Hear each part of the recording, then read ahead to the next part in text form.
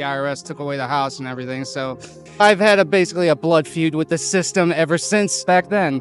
And this system has basically steamrolled over every single person in the working class. We have mortgage delinquencies, car loan delinquencies, and sovereign debt crisis going on right now. And I got a question answered by David Schwartz yesterday.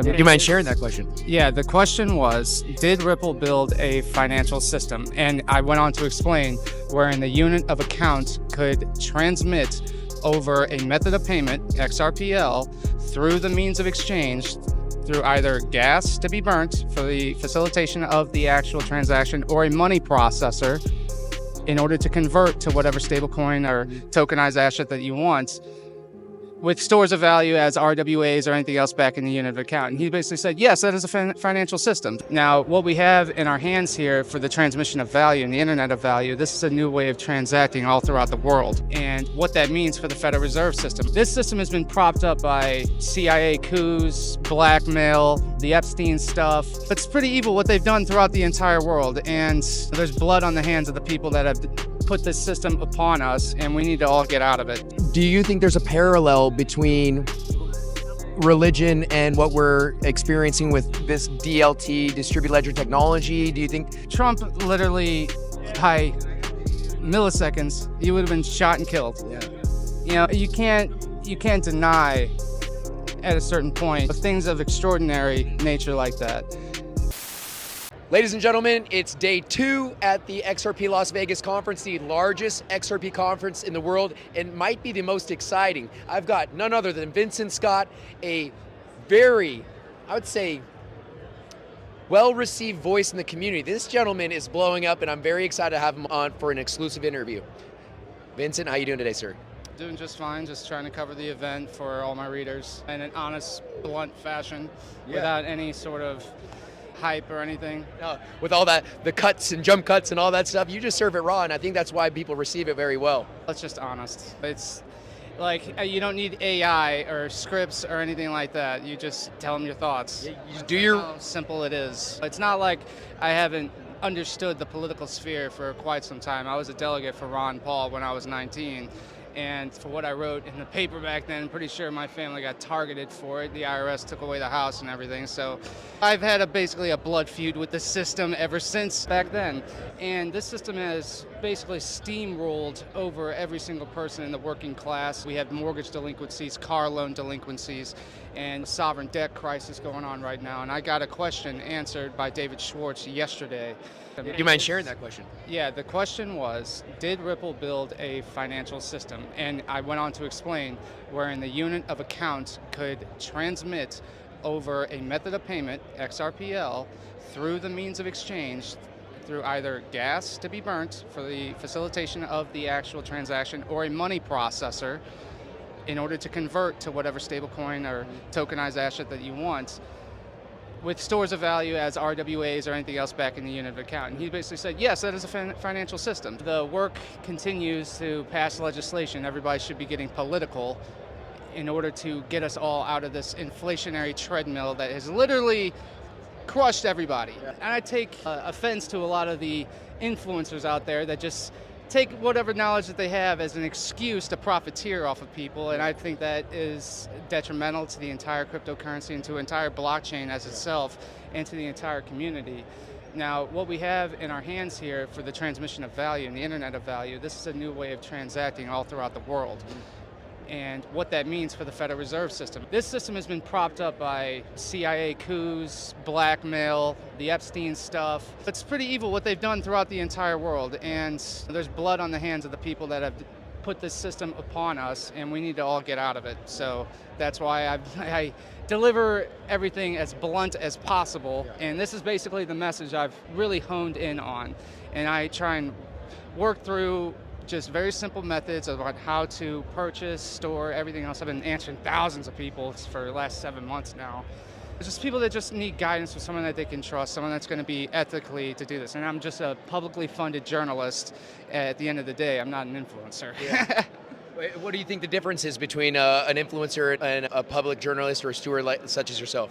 A publicly funded journalist there's rules of ethics. So for instance, I place a lot of ownership on stewardship.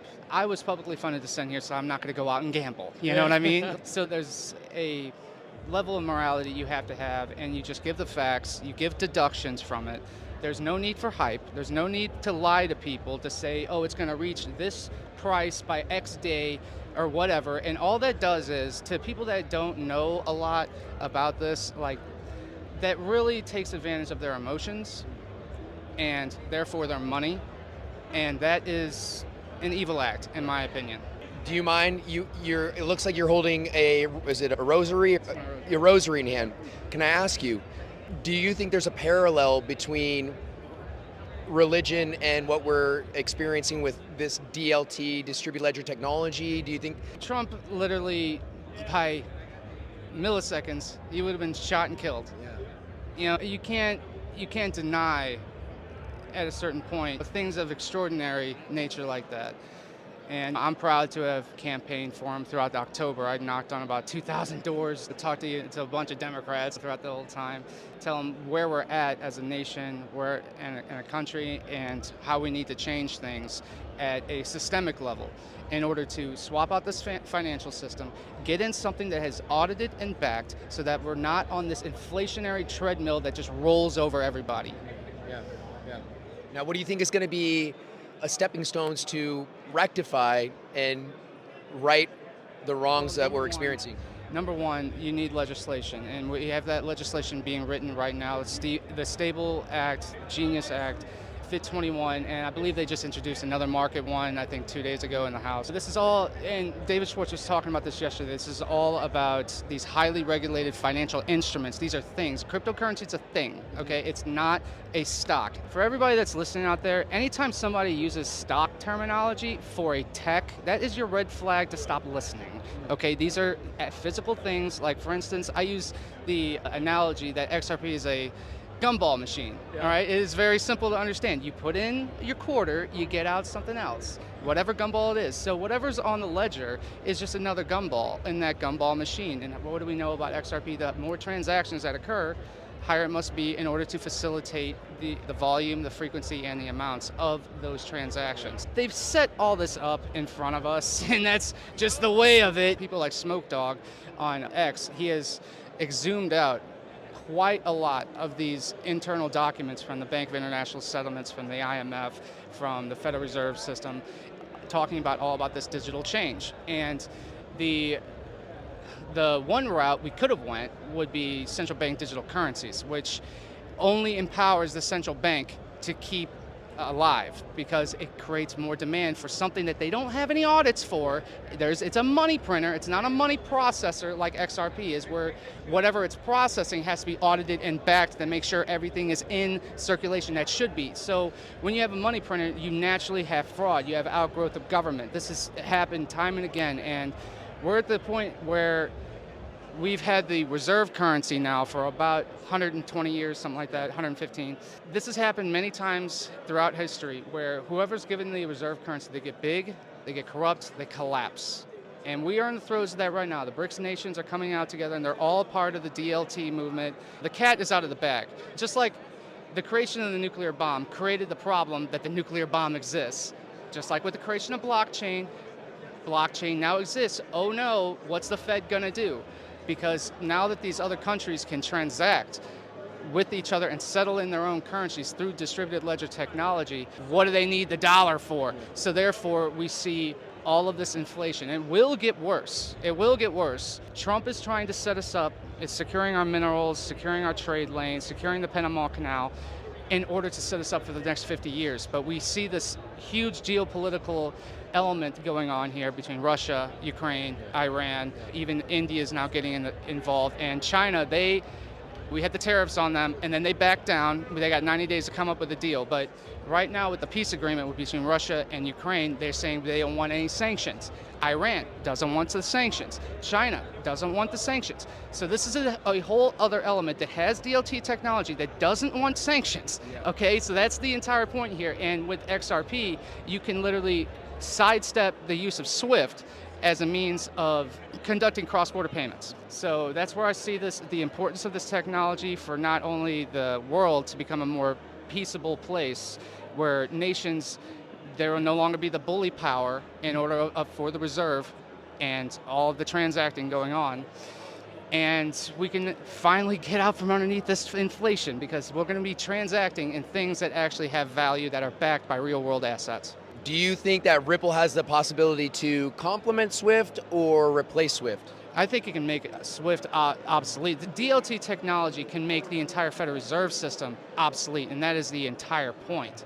And that's why I'm so passionate about it. That's why, because I come from the Ron Paul element. We want this thing over with. We're done with it. Yeah. People like me in the working class and the rest of my family, we've all been rolled over by this system. And I see a lot of people walking around, living in $500,000 houses. They don't understand. Like, I live in St. Louis. Like, this was murder capital for a reason. And it's all to do with the consequences of generations of poverty from this system that we've been under. Man. Vincent, you are speaking a lot of truths that I feel are not discussed enough. And to that point, what else do you think that is not discussed enough in this room? Like, we see scams. We're talking about some of the most highly secure networks, immutable, transparent, yet we're riddled with the pitfalls of potential scams and such. And you have to see how it happens on, say, X. Okay, so it's literally a propaganda machine that these bots will put out in order to move people emotionally to buy this certain whatever. So throughout the course of my content, I've always just emphasized the importance of companies, legalese, all of these type of things that we all know are real. And that's how you can sort this out. Just as a general marker, anybody that's talking about tech like a stock, get out. Yeah. Get out, they're not being responsible. Yeah.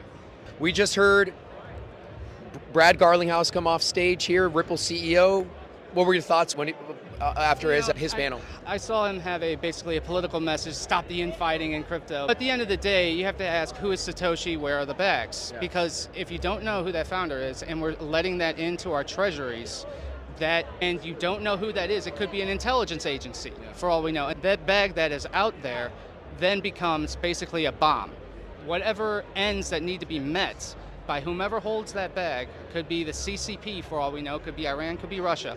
They're holding the gun to our head, and it'll happen on 5:01 on a Friday because nobody can do anything about it till Monday as far as the trading day goes, and then they're just holding the world hostage. And you will know my name is the Lord when I lay my vengeance upon thee. So no, we cannot give that the benefit of the doubt, especially not in these days when we see how much fraud and corruption has been going on in our government.